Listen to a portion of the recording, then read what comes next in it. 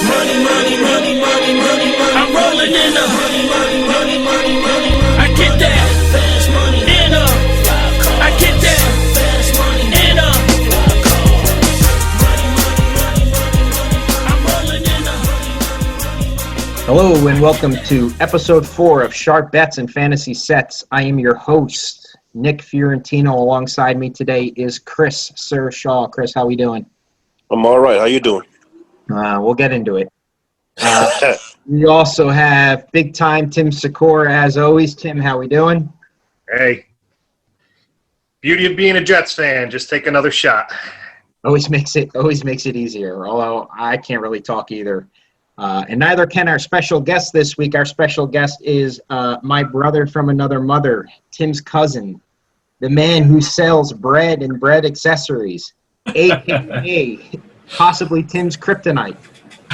Ed Pinkos. God damn. With us. What's up, guys? Thanks, Ed. Thanks for joining us. Ed is also a Philadelphia Eagles fan, so we're keeping the trend of having whoever the 49ers are playing this week as our special guest. Although I think they play Miami next week, right? Yep. Mm-hmm. We don't know any Dolphins fans, so. This is, once again, Sharp Bets and Fantasy Sets. You can follow us, as always, on Instagram at Twitter, at SBFS Show, so our initials Show. You could follow the True Exact Radio family, which we are a part of, on Instagram and Twitter at True, spelled T-R-U, Exact, E-X-A-C-T, Radio on Instagram and Twitter. Like I mentioned, our show will be dropping Wednesday on YouTube, and it'll be dropping on iTunes on Thursday. Please rate, review, and subscribe. We appreciate all the support we've been getting over what is going to be week 4. Already 1 week from today will be 25% of the season over. But thanks for the support so far. I know it's terrible. We really do appreciate all the support that we've been getting. A few other shows to look out for on the True Exact Radio family besides ours is the Random University, which drops on Fridays. That's where Scott and the gang will sit down with Travis Polson from G-Code Nutrition, which is a method of maintaining higher standards and chasing an uncommon destiny while operating daily in the real world. So they have supplements and the like. So you'll be sitting down with him and going over some stuff. And then my other show with Miguel Minetti, Mark's Side of the Ring, we will be recapping Clash of Champions and really talking about, which I never thought I would say 1 year ago, that Roman Reigns is easily the best thing going on their show, on either show. So we'll talk about that. And not to spoil anything, we're in the process of getting an ECW Hall of Famer to join us for an interview and kind of discuss some things. I'm not going to drop the name yet because we're still in talks with them, but we're trying to get him in. So that's everything in terms of the shows. And now we get all the ads out of the way early so we could just talk football, NASCAR, MLB, and all things sports betting. So to recap the week that was, week 3 in the NFL, I'll always go first with this. I had a late night sweat. I was telling Sir earlier. Went to bed, or I should say going into the day, was up 47, facing only Patrick Mahomes. Obviously went to bed sweating a little bit. He had 32 points at halftime. Luckily, I woke up the next day winning by 5. He finished with 42 fantasy points, so I ended up winning. So in fantasy right now, I'm in first, third, 2 fourth-place leagues, a 6th place, and an 8th place, so I'm doing okay. Injuries are the worst part. The Giants fucked me in my teaser. I know last week Moravik said that teasers are a sucker's bet. They certainly are. I had the Giants plus 11.5. They fucked me. They also fucked me out of my 17 parlay. I thought that they would at least be able to cover 11.5 against the 49ers JV team, but apparently they couldn't. I did hit with Tampa Bay, Indy, the Pats, and Pitt. Last week's parlay, I hit with Detroit, missed with Dallas and Philly. And I'm sure we'll get into that a little bit later. Tim, how was week 3 for you, buddy? Oh, not the best, pal. Not the best. I mean, picks on this show, I did pretty well. My best bet was Tampa Bay, and that was a cakewalk from opening kick to the end of the game. So if you followed me, you won some money there. I actually hit my 3-team parlay here too. So kudos if you followed me there. Yeah, you hit all 3? Yeah. Oh, fuck yeah. That's awesome. Yeah. And then, I went 1 and 2 with the primetime picks, but, Monday night game was a difficult game to pick for anyone. That was a pick 'em. Yeah, okay, sir. Whatever. Yeah, we'll do your shot later. But I just want to bring up again, I've said it a couple times, don't put your picks in too early, because when we were picking the Thursday night game on Tuesday, DJ Chark was still probable to play. He doesn't play. That makes all the difference in the world to me, losing a number one receiver on a team that needs the number one receiver. And, I'm not saying that's the only reason they lost, but it definitely didn't help. So, if I had to take that pick back, I clearly would have, but, I can't. So we're doing fucking terrible Hennessy shot that just it's staring at me in the corner, and I don't like it. No, sir. I don't like it one bit. Fantasy, real quick. I went 4-6. I played the Indianapolis Colts defense in 4 fucking leagues. The Jets just shoved it up my ass. It was very, very, very bad. Oh, wait, you play? All right, you said you played them. You played against, like you played. Oh, I played against them. Yes. In 6 of my losses, 4 of them, the opponent had. Yeah, you were one of them, sir. I know that it didn't feel good. And they put up anywhere from 26 points to 40 points in one of my leagues against me, which is impossible to play against if a defense puts that up. Just chalk it up to bad luck and move to the next week. The only league that I got lucky in, I'm probably the only person in the world who loved the fact that Harrison Butker missed an extra point and a field goal in that game. Yeah. Sorry, sir, you're over. Took that one on the chin, though. But it helped me win my biggest money league by less than 1 point. So I could drink to that for sure. Nice week. And I know you had just a smart pick. I know you've been ravaged by injuries in some of your leagues, so you picked up Rex Burkhead. Yeah, I did. In one league, and he hit big. If you had him in DFS, he couldn't have cost a lot of money. That would have been a huge pick. So nice pick with Rex Burkhead. Ed, any bets this week? Anything from NFL? I know obviously your real life team sucks, and we'll get into that. But what'd you do this weekend? How'd you do? I went 1-2. I believe it was the over on the Chiefs game that I unfortunately didn't connect with, but I'll take 1-2. 1-2, not bad. And Sir, how did you do last week? In the week that was week 3. In fantasy, I went 4-2. It just sucks that my 2 losses were the 2 leagues I actually kind of want to win in. Betting wise, had a profitable week. I hit the over in Seattle, Dallas. That game flew past it. I had the Chiefs +3. That was easy money. But your boys cost me.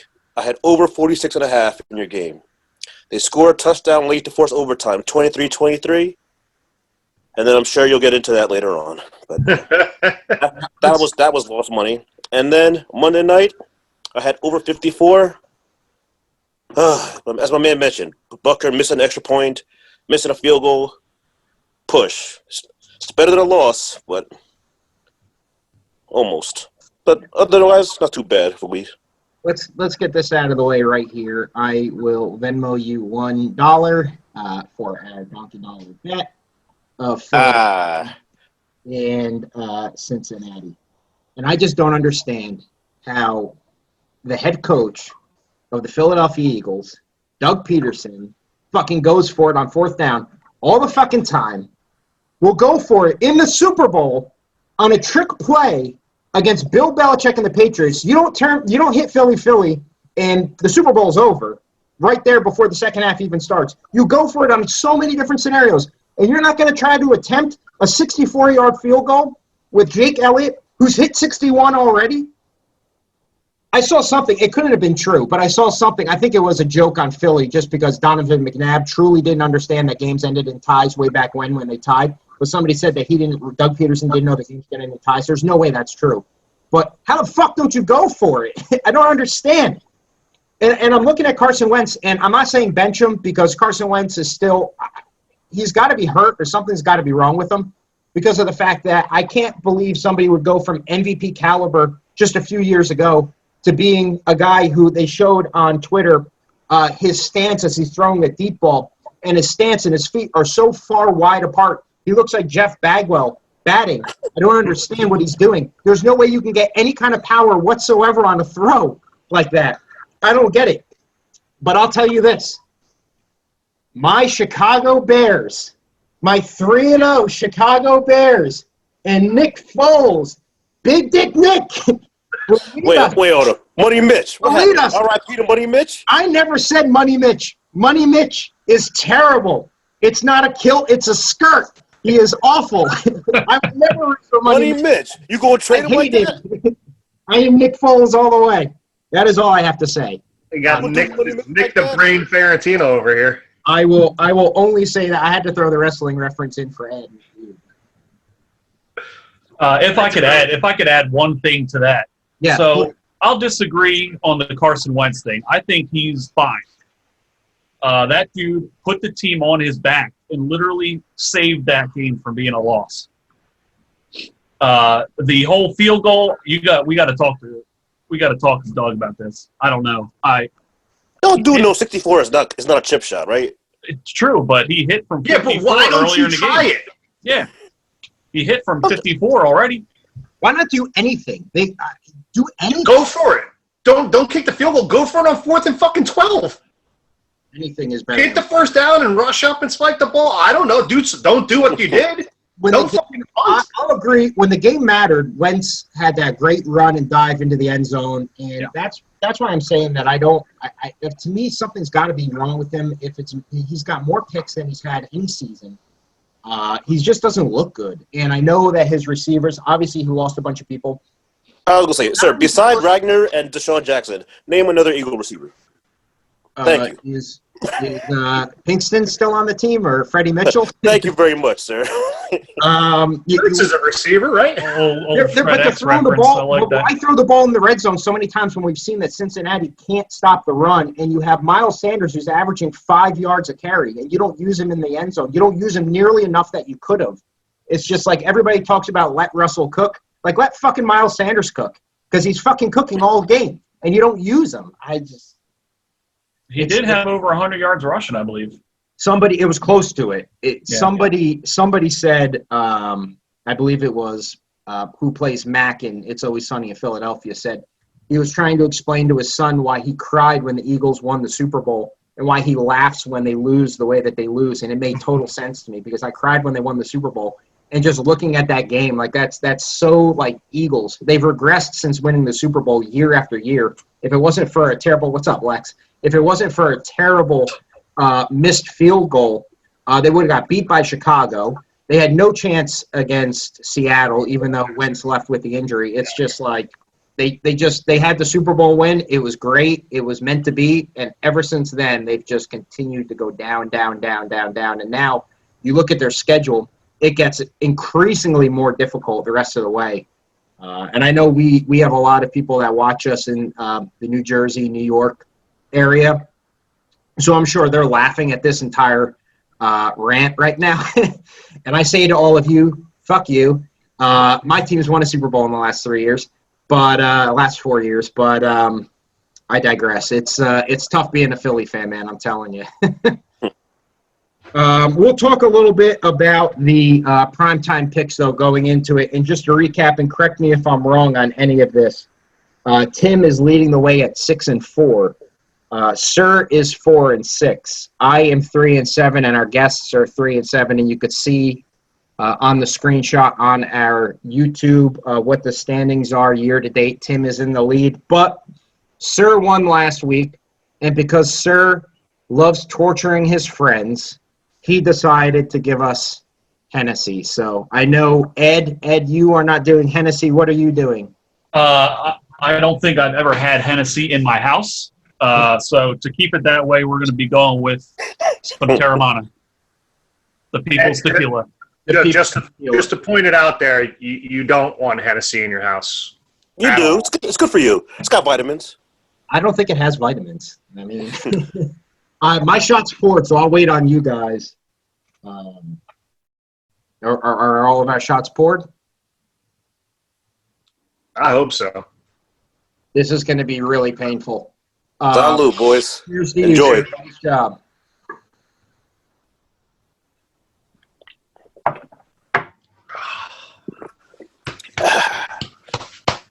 Why? Good, right? Woo! No.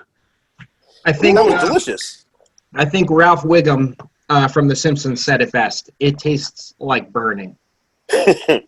Tastes like deliciousness. I'll tell you what. If I get any picks wrong this week, I'm blaming that moment right there. It's straight going to my head. I don't know. I'm seeing different colors. So I'll tell you what.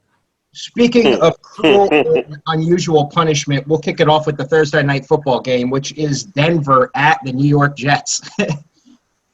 A game that we all are forced to watch. You thought last Thursday's game was bad. This game is going to be pretty bad, and the odds have updated recently. We have the Jets at +1. I'll go first, and the over/under 40? Yes, sir. 40. All right, I'll go first. I was hoping that I know the market thinks that the Jets suck because they closed at almost 2-touchdown underdogs against the Colts. So I get that the market thinks that the Jets suck. I was hoping that they would think they suck so much that they would get the 3, but it looks like it's going in the negative. I'll be honest, for me personally, I know that Denver is ravaged by injuries. They have to be the most injured team of anybody in the NFL. I'm not saying, just so many people.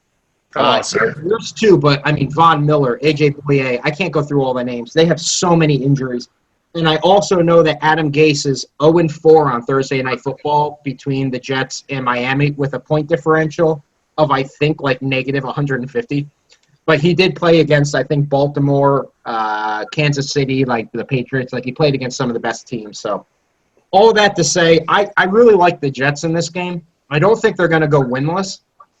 They got to put together some win somewhere. I know that there's a narrative going around that some Jets players, and there were some tackles that looked like they were pretty egregious and looked like the players were giving up. I'm telling you right now, the Jets are not giving up on their coach. Sam Darnold's not going to throw away his fucking potential career to get Gase fired. I'm not saying Gase is a good coach. I think everybody knows I think he's a piece of shit. I'm sure Tim does too. But I'm going the Jets +1. I think they're going to win outright. I was hoping the game would get to +3. It does not. If I had to pick a side on the over-under, I'd go under. But that being said, I'm taking the Jets +1. Tim, as the Jets fan and reigning, at least season-to-date champion through 3 weeks, what do you got in this game? So the reason the line, I think, moved from I think it opened at 2.5 and it's already down to 1 is because they announced late this afternoon that Jeff Driscoll's getting benched for Rippin. Yeah, exactly. That's exactly the reason. I forgot all about that. So, but even so, he played a drive last week or 2 drives, I think, and was 8 of 9 for 90-something yards or something. Yeah, he threw an end zone pick, but that's okay. But he's going to do just fine against the Jets. The Jets are a terrible team. It's the same exact scenario as last week with the 49ers against the Giants. The Jets are just not a good football team. They're not on the same page. They're worried about practicing hard and turning it into playing hard. I don't know that I buy that. I don't think they're very well coached, and it shows every single Sunday. They're not getting better. They're getting worse. And I don't know, if Denver had their starters, Denver would be 14-point favorites. And I don't know, missing a couple people is going to make that big of a difference. With that being said, clearly my pick. I'm going Denver. I will bet against the Jets until the Jets give me a reason not to bet against them. I'm actually going to take the over 40. Like I said, anything that's close to 40 in this day and age in the NFL it's just not enough. I'll take Denver. I'll take over 40. Okay. Ed, what do you got?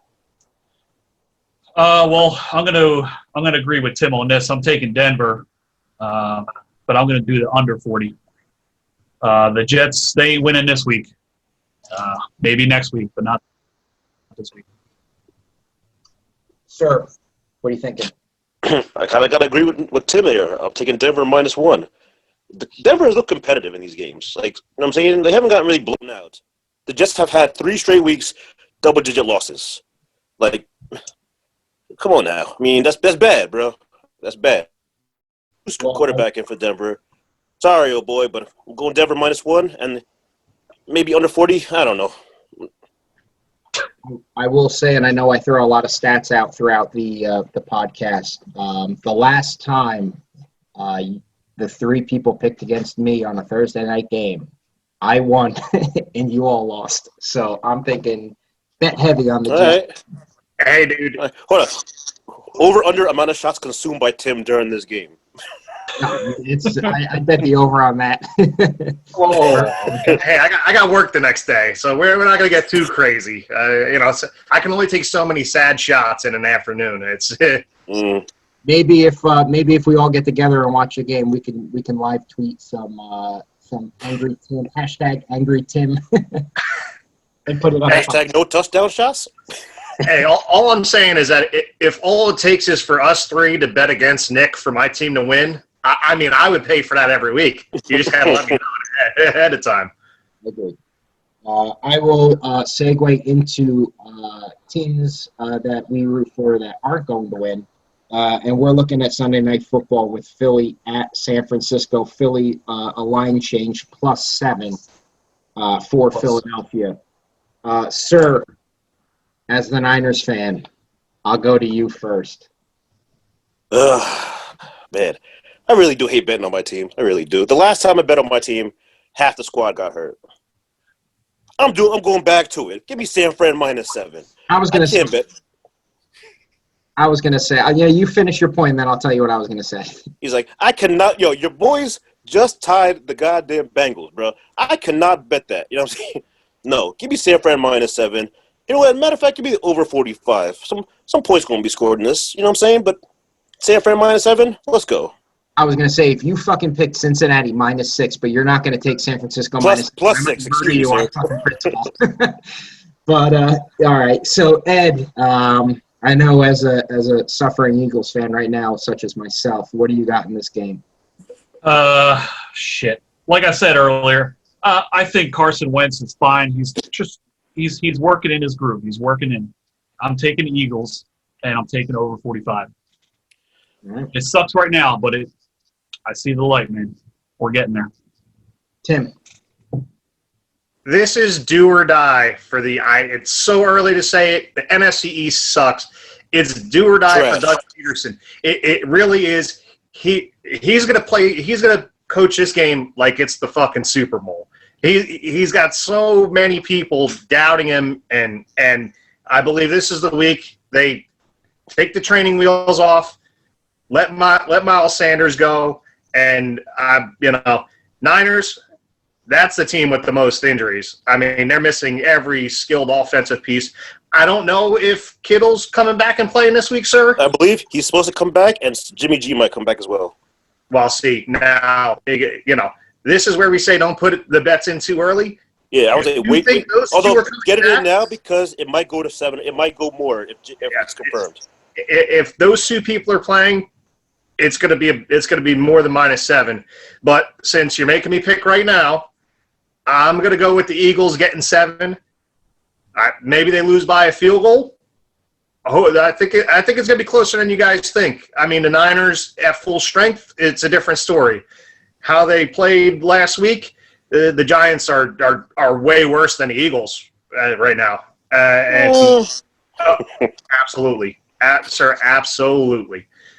I mean, you take Saquon Barkley off a team, they're not good. That's just they're focusing on one thing and making Danny Dimes' days bad. But so I'll take the Eagles getting 7. I'll go over 45, and that's it.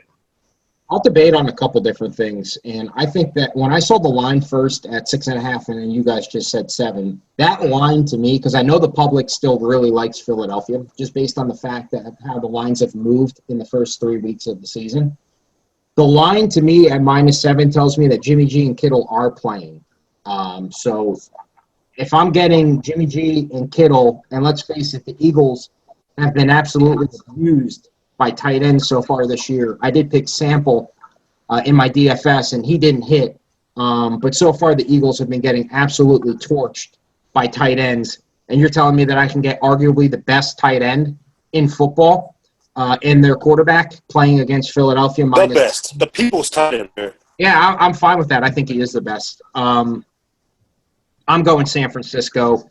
Philly looks lost right now. I understand the do or die narrative, but the fact of the matter is the NFC East is just absolutely awful, and it's not technically do or die. Like, I think the team that goes to the playoffs might be 500 or might not be 500 at all. We've seen that before in the past, so who knows? They're not committed to 7-9 has made the playoffs before. Yeah, they're committed to Miles Sanders in the sense that Miles Sanders is the lead back, but they're not committed in the sense that he's like their preferred goal line option. So I'm not necessarily sure, but I'm going San Francisco -7. And to close out Monday night, Sir, you betting against your boys? yeah, I'm betting against the Eagles. You betting against your boys, sir? Yeah, unless you want to do double or nothing on Donkey Dollar.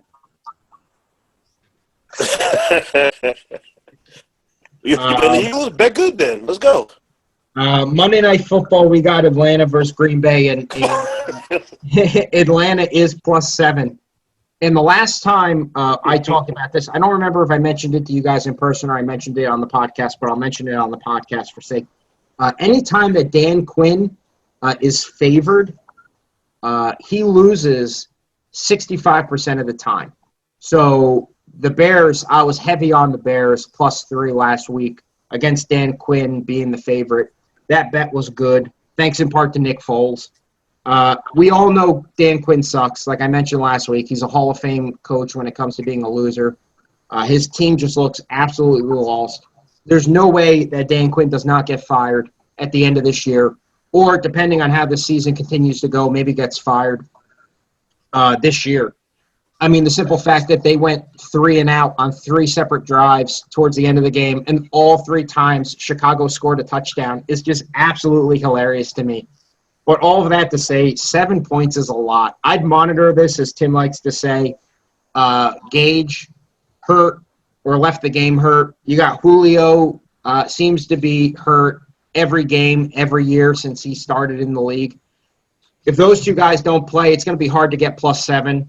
I'm assuming that everybody's going to be healthy and all systems go. That being said, I'm taking Atlanta +7. 7 is like so many points for Matty Ice and the offensive weapons that he has.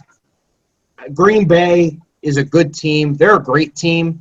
But going into the season, I don't think a lot of people thought they were a great team. There was a lot of talk of betting the under on their win total. A lot of people said that they were the worst 13-win team last year. I think Green Bay's a great team, and Aaron Rodgers is one of the best quarterbacks, if not the best quarterback. Well, I can't say the best quarterback with Patrick Mahomes, but he's definitely one of the best quarterbacks. I'm going Atlanta +7. Tim, we'll bounce back to you on this. Tim, who do you got?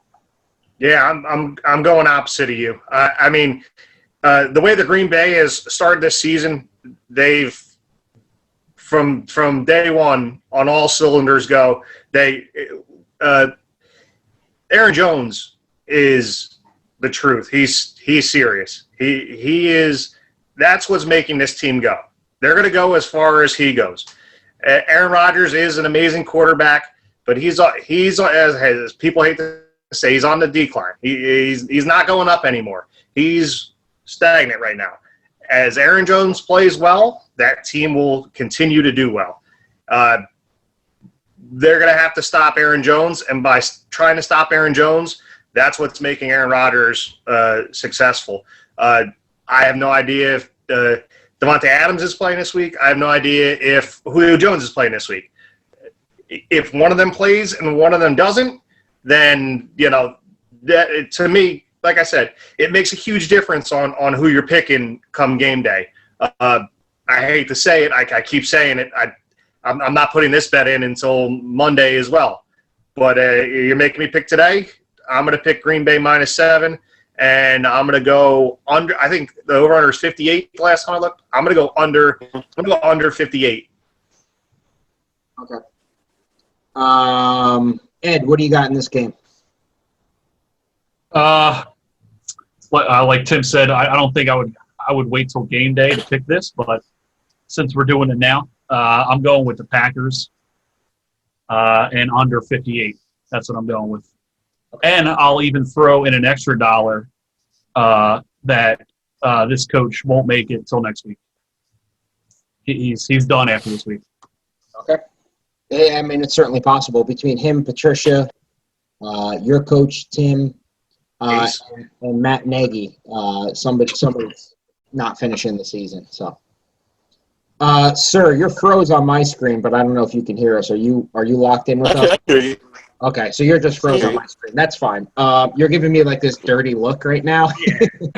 No, 'cause you could have froze a little bit too. I'm sorry. Right? I was just saying, like, I bet your team. I don't know why you're giving me this dirty side-eyed look. And did the shot of Hennessy. Come on now. Who do you have in Atlanta and Green Bay?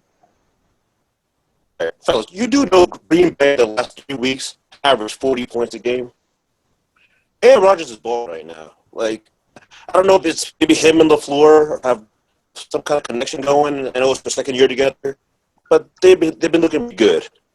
But him, Aaron Jones, like, give me Green Bay 7. Dan Quinn could be fired Monday. Like, Tuesday because it's a Monday game. He fired Tuesday. He might even get on the flight back home. They might say, my man, Uber back home. You know what I'm saying? Give me Green Bay minus. Give me the over 8. These teams can score. It's just. No, go ahead. I was like, give me over 58. Like, it's gonna be a little bit of shootout. I see Green Bay putting up, maybe not 40, but 30. High 30s. Atlanta puts up maybe mid 20s. Okay. I was gonna say they can give him the Willie Randolph treatment. I don't know if they're home or away next week, but they can let him travel with the team and then fire him at that city. Tim, we're gonna kick it into DFS, obviously, and with DFS, I mean, we give you guys a lot of picks on a lot of players. It doesn't necessarily mean to copy our picks player for player, but we're giving you great value at the players that we're picking. And giving you great reasons as to why you should pick them. So I'm not saying necessarily go for our lineup word for word, but week after week between the four of us, whoever our guest is and us three, we seem to pick guys that are part of the nuts every single week. And obviously, if you had any kind of part of Russell Wilson, DK Metcalf, Tyler Lockett, and Michael Gallup, those four were the nuts. In any tournament. So they were the best by far. And if you had those four, you won. I know we had some Tyler Lockett, Buck. I think we even had some Russell Wilson. I'm not 100% sure. But, Tim, we'll start with you as it looks like Sir does have a little bit of technical difficulties. So, Tim, we'll kick it off with you. What's your DFS lineup? All right, you got it. Let's see. So this week I went quarterback, the hottest quarterback on the planet, Russell Wilson, $7,800. No Chris Carson this week. We're going to go pass heavy again. He might throw for another 4 touchdowns, which keeps his historic start of the season going, better than Patrick Mahomes' record season a couple years ago. And until he quiets down, that's my pick right there, Russell Wilson at QB. Running backs, he was $7,800. Running backs, the Mr. Do Everything for the New Orleans Saints, Alvin Kamara, $8,000. Not much to say about that. They're going to get him heavily involved, rushing and passing, and he's been a stud to start the season. Running back 2, I went David Montgomery, $5,500. Tariq Cohen, is out for the year, torn ACL. That means the lion's share of the carries and touches are all Montgomery, and we're going to see what he can do with it. You got Nick Foles back there, so keep the defense a little off the running back and give him some more opportunities. All right, my 3 receivers, real quick. I got DK Metcalf to pair at Russell Wilson. As long as he doesn't, Deshaun Jackson it, I'll say. $6,800. Him and Russ have been on the same page all season. There's nothing saying that's going to stop. They play Miami, who's given up points to everyone. Wide receiver 2, I went Mike Evans, $6,400. Godwin potentially out with the hamstring injury. So Multiple weeks. Last time Godwin was out, Mike Evans absolutely cooked, and I believe the same thing is bound to happen in this game. Wide receiver 3, I went Mecole Hardman at 4,300. He's getting more involved in the offense. I think he jumped up to the surefire number 3 receiver, but in a Pat Mahomes offense. I'm going to keep saying Pat until we get tweeted like those other announcers did. Pat Mahomes he's going to get – all he needs is one bomb, and that makes $4,300 well worth the value there. Tight end on a whim, I saw Tyler Eifert, is up against his old squad at Cincinnati. So I'm plugging him in $3,500. For whatever reason, players who play their old teams always seem to do well given the opportunity, and I think this is a good spot. A cheap value pick at tight end. They'll let my flex be Darren Waller at $5,200. He's Derek Carr's safety valve. Anytime there was a play last week that they needed, they seemed to throw it his way. And for $5,200, you could do well. You could do much worse.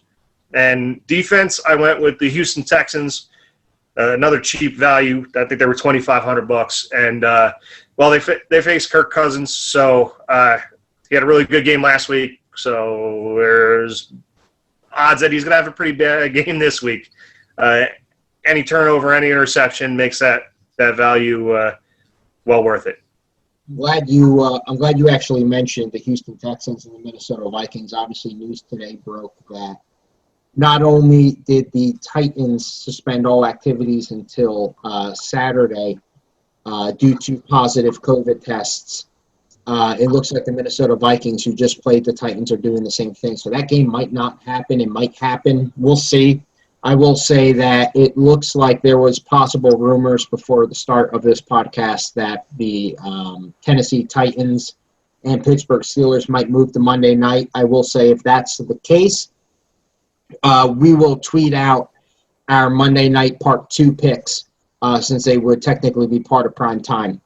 We're hoping that everybody's healthy, everybody's doing okay, and that this is just a real quick blip in what's been really a positive and healthy NFL season. Tim, do you have something else? Yeah. So I saw the report that the other game had people said Titans had people down with COVID, but the last I saw, nobody on Minnesota had any sickness, and it was just more a precaution than a need. So that's why I threw them in there. I don't see that game getting moved unless somebody gets sick, of course, which nobody wants, believe me.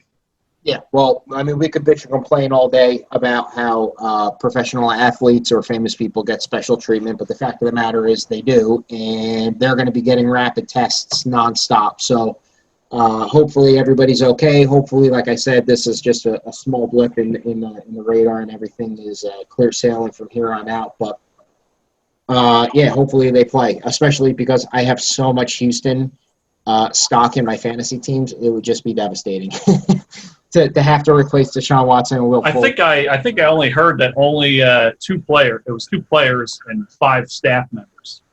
I heard Houston. 3 and 5, but we're pretty close. I mean, it's something similar to that. Yeah, that's good. Would they call the game on with 2 players out? I mean, the problem is they suspended activity at their facility until Saturday. So you're talking about no team activities until Saturday is not enough time to prep for a game against an undefeated Pittsburgh Steelers team. So they might move the game to Monday. I also saw some rumors that with buys and when they play Baltimore, when Baltimore has buys, they might just give them a bye week this week and can still not miss a beat for the rest of the season based on when Tennessee, Baltimore, who are factored into this, and Pittsburgh have their bye weeks. So needless to say, I don't think it's going to be a huge major issue. It might be a 1-week issue. I'm hoping that it's not an issue at all, but obviously something that we'll have to continue to monitor. Sir, what do you have for your DFS lineup? All right. If you follow my lineup last week, you promised some money. I was pretty profitable on that front. This week, my quarterback, I went to in week 2. I'm going back to the horse. Going with Cam Newton at 6,400. in order to beat the Chiefs, the Patriots are going to have to score some points. Week 2 against Seattle, Cam threw the ball a lot. So I'm hoping more of the same when they get in the red zone. Hopefully he runs it in again. At 6,400, it's not a bad price. So I'm going to take Cam Newton at my quarterback. At running back, I've been picking on this team a lot. The Carolina Panthers are awful against running backs. Week 1, Josh Jacobs had his career game, as Nick likes to say. At week 2, the Bucs ran all over them. Fournette, Ronald Jones, Shady got to the mix. Week 3, Eckler. I had him last week in DFS. He cooked. Give me Kenyon Drake at 6,000 as my number 1 running back. To pair him with, give me Ezekiel Elliott at 7,800. He's been getting a lot of touches between his and out of the backfield. I like running backs that get the touches. The yards will come. Hopefully, maybe he'll get a touchdown. Give me Zeke at 7,800. At wide receiver, if he's healthy and he's playing, this price is way too cheap. Give me Michael Thomas at 7,600. His week 1 salary was 9,000. This week you give me 7,600. I'll take that for Michael Thomas. My number 2 receiver, give me N'Keal Harry to pair with Cam at 4,000. As I said, New England's going to have to score points to keep up with the Chiefs. So hopefully a couple Cam to N'Keal Harry touchdowns be a beautiful thing. At my number 3 receiver, this is a little bit of a dart throw because DJ Shark is questionable. Give me Keelan Cole at 4,500 against the Cincinnati Bengals. I'm hoping for the best on this one. This is more of just a, put him in the lineup and pray. To tight end, this is only contingent if the game plays. Give me Eric Ebron at 4,200 against the Titans. If that game doesn't play, then I'll put Evan Ingram at 4,400 against the Rams. Ebron's been getting the targets from Big Ben, so hopefully that works out. At flex, give me Darrell Henderson Jr. 5,800 against the Giants. I can see the Rams getting the lead and then just pounding it down their throat. He's pretty much been getting the workhorse share of the carries. So I'll take Henderson Jr. at 5,800. My defense, I don't like paying up for a defense. Give me 10 points, and I'm good with that. But the bottom the matchups are trash. So I went with the Colts, 3,300 against the Bears. I know it's against your boy. Oh, just give me a pick, maybe a couple sacks. I'll take that. Plus, the Colts defense has been looking pretty good. Ain't that right, Sick? Yeah, against the fucking Jets, they looked great. Yeah, but they've been doing all right. So you hang your hat on Colts that. defense. The Jets. Give me the Colts defense. You know what I'm saying? My man, Mr. Buckner, that boy's a beast. Okay, bud. All right. Hashtag, I'll take so. That's my lineup. That was a low blow to Tim. You cut in a little bit, but we obviously knew what you meant with the defense and why you picked them. For my DFS, and I'll run through it pretty quickly. Some similar names, some different. I'm going with Kyler Murray at 7,000. Obviously, going into week 3, there was MVP dark horse talk. He regressed a little bit in week 3, throwing or at least being a part of a couple turnovers. It just comes down to the simple fact that I don't think there's anybody on Carolina's defense that could stop Kyler Murray. Carolina's defense is absolutely horrid, and I just don't think anybody could stop him. So I'm going Kyler Murray for 7,000. I'm taking James Robinson for 6,500 as one of my running backs. Cincinnati can't stop the run. We've seen that all season long, and it looks like actually Jacksonville made the right choice by dropping Lenny Fournette because it does look like James Robinson is something. I do think that they are going to beat Cincinnati. Therefore, I think there will be a lot of running involved in that game. So I'm going James Robinson for 6,500. I'm taking Darrell Henderson for 5,800. And, sir, you touched on a bunch of points. They are facing the Giants. That's point number 1 and one of the easiest points. I will say that when it comes to Buffalo and Philadelphia, and just quick with Buffalo, shout out to Turtle, Rob Caban, who gave us a lot of shit for not mentioning him as the number 1 Bills fan that we all know. So shout out to Rob Caban. But Buffalo and Philly, I think, can be considered as great run defenses. and Darrell Henderson had 120 yards against both of them and a touchdown. They also are the run-heaviest team through 3 weeks in the NFL, are the LA Rams. And I hate taking committee backs, but he deserves to be the number one back on that team. He's playing great. So I'm going Darrell Henderson at 5,800. I'm taking Tyreek Hill as one of my wide receivers at 6,900. The fact of the matter is 4 games versus the Pats. He's got 20 catches for 337 yards and 4 touchdowns. We know that Bill Belichick game plans against top weapons, but he has not figured out Tyreek Hill. So I'm going Tyreek Hill as somebody who I think is just going to absolutely ball against the Patriots. For my second wide receiver at 6,000, give me Kenny Golladay. He looks healthy. Stafford needs him. And against the Saints, it's going to be big-time shootout potential. That's all I really need for some Kenny G stock. And obviously, with so many big guys, I have to pick somebody who's a little bit of a sleeper. And I'm going to take Andy Isabella to pair with Kyler Murray. The fact of the matter is Kirk is hurt. And as much as we all love Larry Fitzgerald, he's old and washed. And it's frustrating to see a team that drafted a guy in the 2019 draft in the second round and not use him. The fact of the matter, for people who don't know who Andy Isabella is, he ran a 4.31 40. And just to give some comparison's sake, Tyreek Hill ran a 4.29 40. So he's like almost as fast as Cheetah. I mean, he's super quick.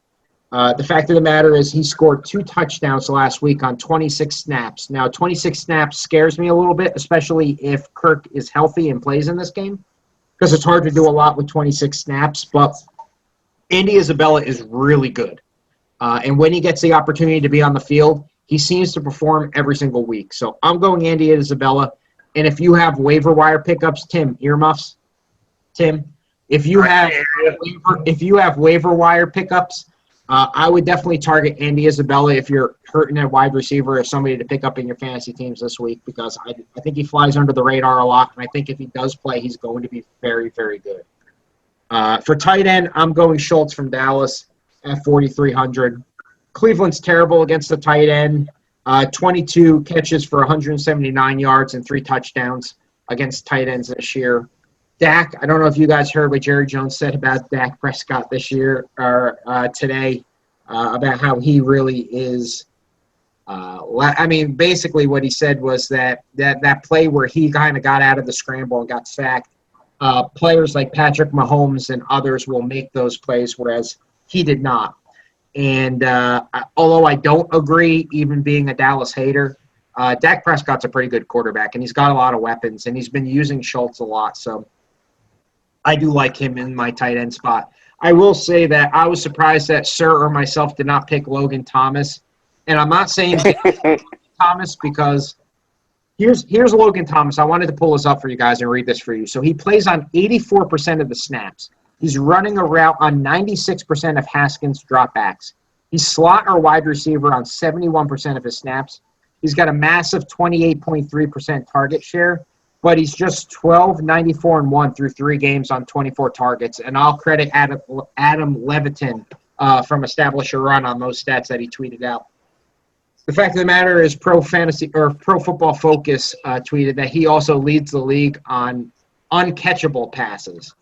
So I think if he can get some passes to him, he's actually really good. And he's in the price point that would work. But at this point, I wouldn't drop him if he's on your fantasy teams, especially if you're light on tight end. But he's an option at tight end.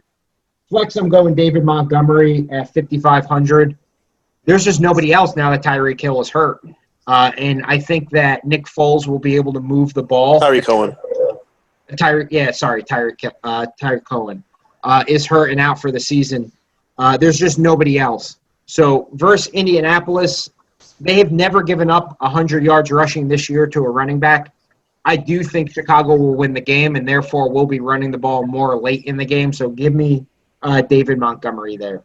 And for defense, again with Sir, I don't like to spend a lot of money on defenses either. It just so happens that Tampa Bay is 3,400, and I had 3,400 to spend. Tampa Bay's defense has been elite level. I drafted them in almost every fantasy team because I knew if I can get through the Saints game that they had in Week 1, they would ball out, and they have. Justin Herbert looked not so great against Carolina's terrible, terrible defense. What are they going to do against Tampa Bay's defense from top to bottom? So I'm going Tampa Bay's defense at 3,400. We'll turn it over to Ed now. Ed is not such a DFS fan, but Ed does have a perspective when it comes to NASCAR. And obviously the Yellowwood 500 is this weekend. And listen, Ed, when's the race? Saturday? First of all, yes, it's Sunday, actually. Oh, I don't do DFS, but I do NASCAR. And more importantly, the Yellowwood is at Talladega Superspeedway. So what that means, these cars are going over 200 miles an hour, and they're going 4 to 5 wide. So if you want to watch a race, you're either watching this one or you're watching the Daytona 500. With that said, we talked earlier about waiting on picking until game day. I would recommend not doing that with NASCAR because these odds are insane right now. So what we're going to do, I'm picking Joey Logano, who drives the number 22. He's at plus 1,000 right now. I guarantee you by race day, it's less than half of it. So I'm taking the plus 1,000 right now. Thanks to DraftKings, we can do the top 3. We can fill that out too. Give me Denny Hamlin and Kyle Busch. Round out my top 3. And we're going to win a lot of money this week. Right now. I like it. I was wondering if there was like some kind of variation of the trifecta with horse racing, if you could bet. I'll tell you right now, I'm putting donkey dollars. I'll put $10 on those 3 to see what happens. I'm sure Tim may already have the bet in, but listen, sure, go for it. It don't matter the sport. Money's green regardless. Let's make some money. Right. Doesn't matter what sport. Listen, some of the guys on this podcast can tell you what dart players to bet on. Money's money at the end of the day, so it doesn't really matter how you win it. It's just a matter of winning it. So thanks, Ed, for that. We are going to try to tie in some other sports. Hold on. Let me tell you what I'm going to bet on in a NASCAR. Oh, shit. Go ahead. I'm going to bet that they're going to make a left turn at some point in that damn race. Maybe 1 or 2 multiple left turns. That's my only NASCAR bet. Unless Jeff Gordon comes back and starts racing again, I think he's retired though. I'll leave my cousin. I'll leave my cousin to the NASCAR picks. Unfortunately, on DraftKings, you're not allowed to bet on that. They don't have that as an option. So, I mean, if you wanted to do it for donkey dollars, let's do it. You got it. What are the odds on Ricky Bobby? He's long since retired, but I mean, as he says, if you ain't first, you're last, right? I'm ignorant to NASCAR, and I'll openly admit that. Are there can you prop bet on number of crashes or anything like that? Not to be morbid, but can you? No, I mean, I'm sure. The best app that I have for NASCAR is DraftKings. Like I said, you can bet at least the top 3, or with DraftKings. But other than that, any other app has only been the outright winner. Yeah, you would think that there would be something along the lines of lead changes or over under most laps led or something to that effect. Oh, I mean, if they're out there listening, let's step your game up. Come on, DraftKings. Do it. #DraftKings. I will say that Scott, the owner of True Exact Radio, wanted me to mention that he would rather pour hot coffee on his dick than bet on NASCAR. Oh, shit. From Scott at True Exact. But, if you can win money, money's green any way you slice it. So, hey, at plus 1,000, I'm putting $50 on Joey Logano. If the owner of True Exact wants to buy shots next week, that's fine. Go get that money, kid. Get that money. You can send your congratulatory tweets to @BreadInferno. That's right. Lots of money. That's absolutely right. Thank you, sir. We'll rapid fire the parlays just because we're getting close on time. So I'll go first and I'll rapid fire mine. I'm going for my 3-team parlay. Chicago versus Indy. Chicago's getting 2.5. I think this game is interesting, and Ed might agree. It's Nick Foles versus Frank Reich, the offensive coordinator, who is now the head coach of the Indianapolis Colts. He was the offensive coordinator for the Super Bowl winning Philadelphia Eagles, where Nick Foles obviously had a big part in. I'm going BDN, and I'm going Chicago to go 4-0, so I'm taking Chicago plus 2.5. Big Dick Nick all day. That's it, man. We're a family show, though, so try not to say big dick. Oh, sorry. Arizona at Carolina. I'm going Arizona 3.5 on the simple fact that who the fuck is going to stop Kyler Murray on Carolina's defense? I think it's a bounce back game for them. I understand that Carolina just upset the LA Chargers, but there's no way that Kyler Murray's not going to ball out against them. And give me Cincinnati plus 3. I'm sorry, give me Jacksonville plus 3 against Cincinnati.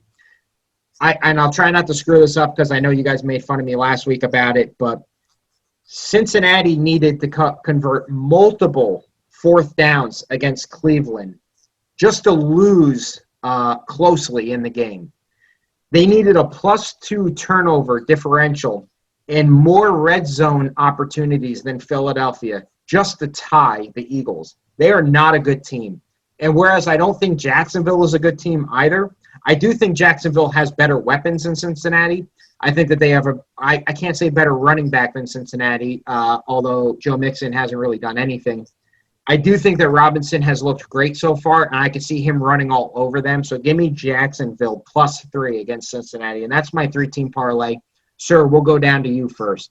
All right. I'm going to keep riding this horse until they fails me. Give me Tampa Bay -7 against the Chargers. Said week 1, they got off to a slow start, but they're going to keep cooking. So give me Tampa Bay -7. Give me, you know what? Last night, Monday night, this team looked terrible. Give me Baltimore -13. Lamar Jackson was embarrassed against them. He played like trash. He's going to absolutely destroy the the football club. Excuse me. He's going to destroy them, boys. Baltimore -13, and my final pick, Buffalo -3. Can we put some respect on Josh Allen's name? That brother is balling right now. So that's Buffalo -3 against the Raiders. I'll take that's my parlay plus 571. Let's go. I'll just make 2 quick points on that. I'll say that Josh Allen, I got at 40-1 MVP odds early in the preseason. He's now plus 120 for MVP odds. And although I do think that Russell Wilson will most likely win it under the narrative that he's never won one before or even gotten a vote for one, which is just doesn't make any sense to me. Josh Allen is heavily involved in the MVP conversation. And I will say to mention on Lamar, and we talked about it before we aired, and correct me if I butcher this because I am half of my drink in, plus we did a shot of Henny, but Lamar Jackson has never won a game that he was losing at the half, and he's never lost a game where he was winning at the half. So I will tell you this, wherever the Baltimore Ravens are at halftime, live bet that because they have never I said it last week. Lamar's a great front runner. He'll take a lead and he will house it. You give him a double deficit, you put him behind a few points, done. Well, if I ever bet against Pat Mahomes as an underdog, just slap me in the face. Tim, what do you got for your parlay? Yeah, believe me, I learned that. I learned that last week. Don't ever bet against Pat Mahomes unless he's not playing. I guess that's the only way you're going to bet against him. He's going to keep continuing to do unbelievable things in this league. Sir, I've got 2 of your 3 picks, which means we're going to lose. That's just – it doesn't bode well for us. I have the Bills -3. The Raiders I still think are very, very, very overrated from their 2-0 start. They played not a great New Orleans team, which gave them a whole bunch of stock in bettors' eyes. I don't see it. The Buffalo Bills just keep putting up points, and I don't see that stopping anytime soon. I don't think 3 is enough. I took Tampa Bay -7 for the same reasons that week 1 they were disrespected by the bettors, and now they're 7's not enough. they're going to win by probably 14 or more. And my last pick is Seattle -6.5. Russell Wilson is the best quarterback in the league right now, and he's going to until there's a reason not to bet him. Not even a touchdown favorite against the Dolphins is just doesn't make sense to me. That's my 3-team parlay. I'm stupid and I forgot to write down what it's going to win me, but it won me money last week, and it's going to win me money this week. So I will say this. So week 2, I hit all 3 of my parlay. Easily would have won you over $500. I can't imagine a 3-team parlay not being at least plus 400 or something more. So this is 2 weeks in a row where if you bet with us, you would have been winning some pretty good money. I know this. Yeah, go ahead. I will give a shout out. I also know that Moravik last week hit his 3-team parlay that he said on this podcast. So shout out to him for that. I wish he would have went 3-0 in his primetime pick, so we didn't have to do a damn shot of Henny. That thing still is hurting me. Y'all better hope I don't keep winning. Not yet. No, I my bank account $6.50 for this thing. $6.50 for a shot. Get the big boy bottle. It'll last longer. Yeah, no, I don't think so. I will say I thought Moravik bet against me with Detroit and Arizona, but I won't argue. If he thinks he went 3-0, he probably did. I didn't go back and listen. And I know this podcast, and we'll get into baseball in a second. We'll go over Ed's 3-team parlay, but just a live update. Aaron Judge hit a 2-run home run. Yankees are up 2-0. So, Ed, why don't you go over your 3-team parlay? Sure. I'll go real quick. BDN all day. I'm taking the Bears. Give me Tampa Bay, and give me Dallas for plus 647. So you guys do the math on that one. What is Dallas? Are they? I have them at minus 4.5 right now. That's what I thought it was. Okay, and we mentioned the other 2 odds, so we know those. But that's good too. I talked about the Yankees. We'll just go into the MLB playoffs. Obviously started today. Will be tomorrow when you guys are listening to this podcast. I had a futures bet on the Oakland A's. They did lose to win the World Series. I bet early before the season started on a promo from DraftKings.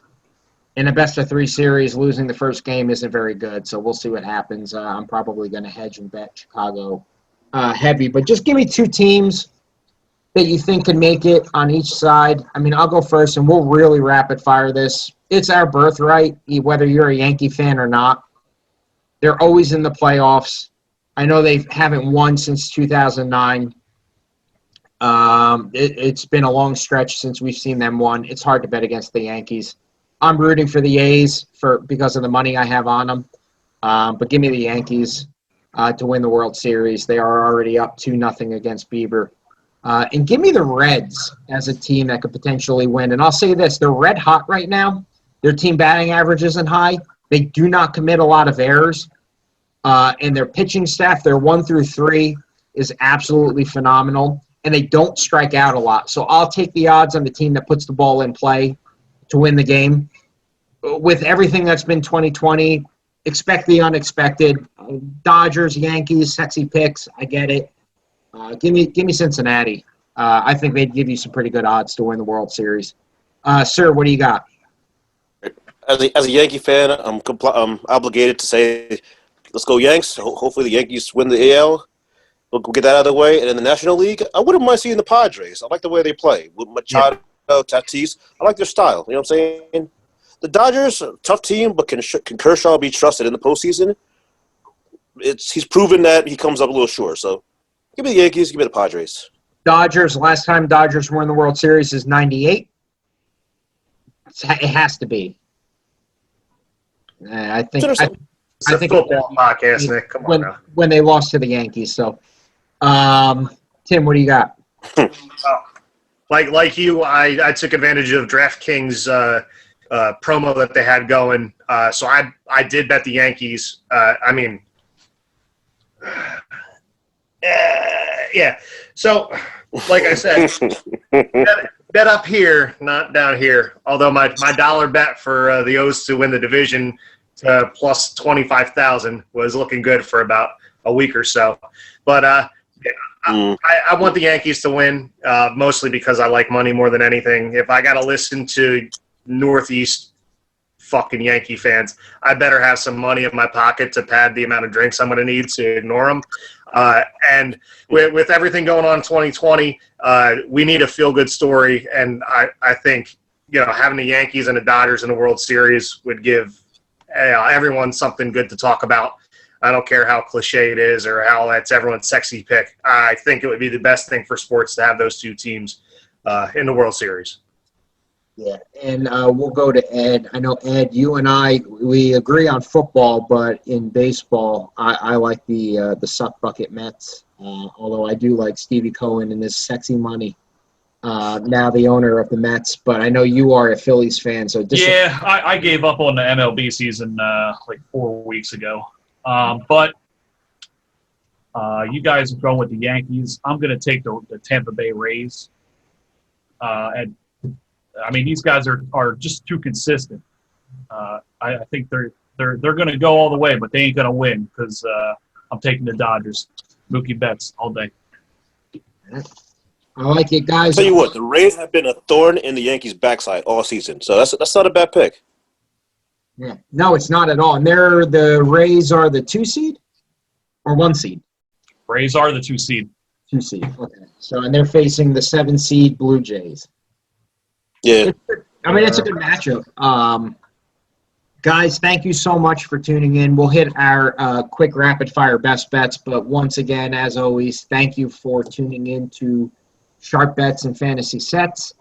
I am Nick. We have Sir. We have Tim. We want to thank one more time our special guest, Tim's cousin, somebody I've known for a long, long time, Ed Pinkos. You can follow him on Twitter at Bread Inferno.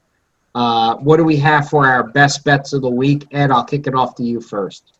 Best bet, I have Pats and Chiefs at over 54. I'm taking it. These two are going to tee off on each other. All right, Tim, what do you got? I'm going to go with one of the 3 teams in my parlay. I was torn between 2 of them. I'll make the Bills at -3 in my best bet. All right, Sir, what do you got? Maybe the over 58 in the Monday night game. Just both those teams are going to light up the scoreboard. Also, put some prop bets on Kenyon Drake, rushing yards, all that such. Yeah, I will say with FanDuel Sportsbook, you can actually bet different odds along with parlaying prop bets, which I do like when it comes to FanDuel. You could take the Giants at any odds you want, up to plus 38. I'm not saying go plus 38 because obviously the odds are really bad on that, but my best bet would be any one of my parlays because those are the 3 teams I think I'm most confident in. But I do like the G-Men. If you can put them at getting 20 points with Ingram getting a touchdown and Henderson getting a touchdown, that would at least win you at least 100 or 2 on a $10 or $20 bet. So once again, thank you guys so much. Anybody have anything else? See you Sunday night, old boy. Yeah, see you Sunday night. So thanks again, guys. And just remember, money won is always sweeter than money earned. And any kind of green whatsoever is just too sweet. Sweet. For Ed, for Tim. So thanks, guys, so much for tuning in, and we'll see you next week.